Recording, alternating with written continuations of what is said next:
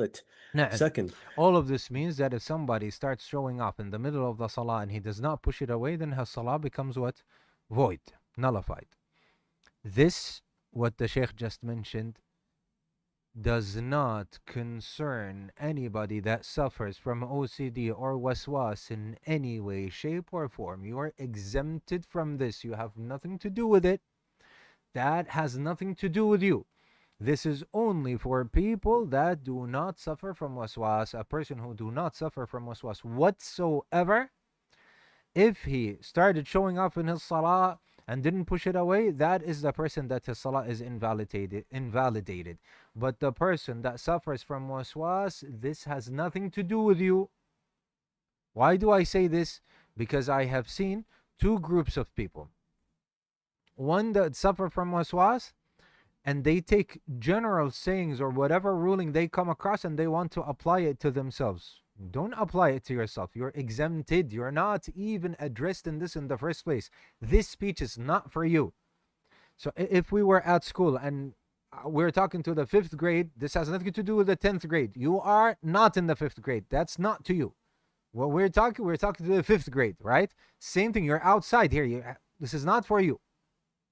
Don't come and now tell me my salah is void and I repeated my salah 70 times and then the time passed from Asr all the way to Maghrib. I was repeating the salah until for 3 hours straight, and then Maghrib came in and now I intentionally missed it, so I am retaking my shahada. I'm not exaggerating. I'm not exaggerating. Some of you are saying, are you mocking? Are you exaggerating? No, I'm not. I've had people say this to me. And now I'm retaking my shahada and retaking my shahada and retaking my... I cannot stop, Ustadh. I cannot stop retaking my shahada. So you're not even involved in this in the first place. Don't put yourself in these situations. Has nothing to do with you. These rulings, if so and so, then the salah is nullified. If so and so, then wudu is nullified. If so and so, that has nothing to do with you. You're a special case. You're a category altogether on your own. Therefore, Imam bin Uthaymeen, from his fiqh, you will see in many times in his books, he says, unless he suffers from waswas, then they're not taken into consideration. Another advice for those that suffer from waswas, don't repeat anything. No, my salah is invalid, I'm going to repeat it again.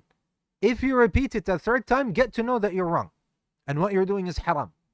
And then they get shocked when I say what you're doing is forbidden. I say, na'am, you want to run away from that which is forbidden, and you're doing something that is very forbidden, extremely forbidden. So don't repeat. He says, yeah, but I'm sure that's what... No. Don't repeat anything. You are sure. If you are sure 1,000,000%, don't repeat.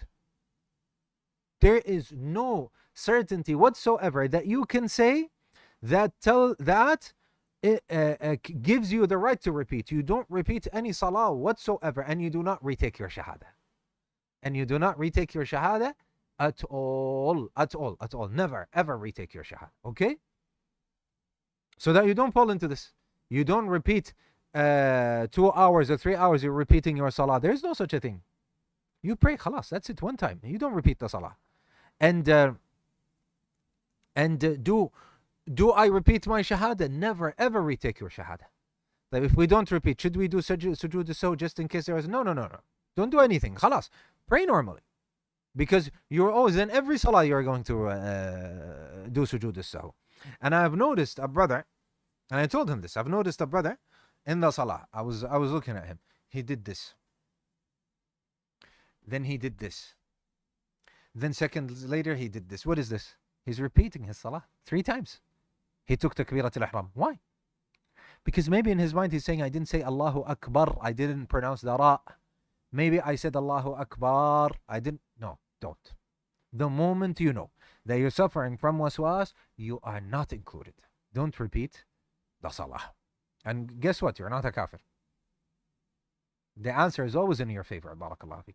The second group of people, ya ikhwa, they take general rulings and apply it to individuals. And sometimes I think for myself, maybe I should be harsh in replying to them. Maybe I should be strict. Maybe that's the correct thing to do. Allah knows best. But I see some brothers. I watched the video. Sheikh Salih Al-Fawzan said, whosoever does so and so is a kafir. Therefore, my father is a kafir. What do I do now? Do I leave, abandon the house, or and كفرت أبوك? عجيب. And this is in the Kuwaiti dialect, because we say كفرت أباك but you announce your father to be a disbeliever? You're announcing your father to be a disbeliever? What do you want me? How can be lenient with a person like this? Ya akhi, if you are ignorant, remain silent. If you have no shame, remain silent.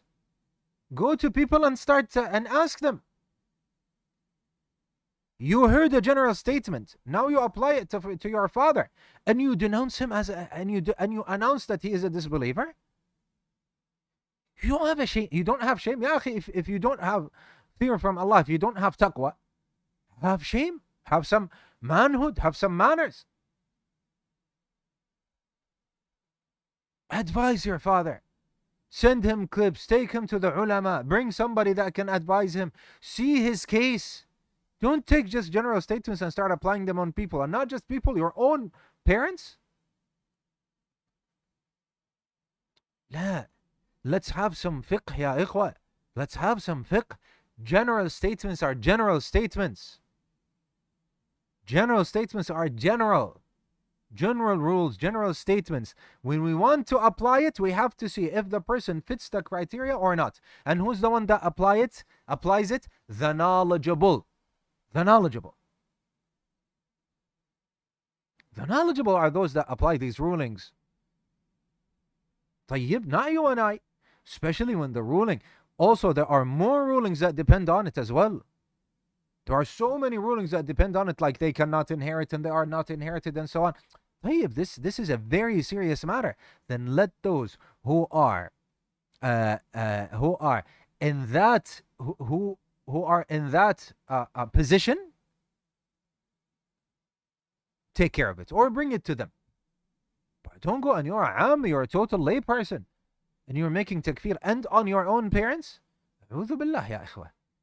Wallahi, we should learn and we should have fiqh. We should educate ourselves.